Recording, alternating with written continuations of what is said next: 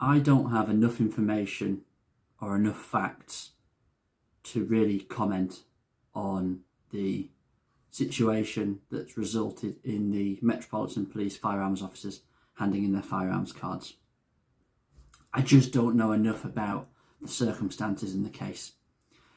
But what strikes me is the amount of people on social media who seemingly have no more information than I do, making comments and statements of absolute certainty. And it really demonstrates just how broken our political and social commentary and analysis is in this country. Statements of absolute certainty made from pretty much absolute ignorance. I don't know how you fix that.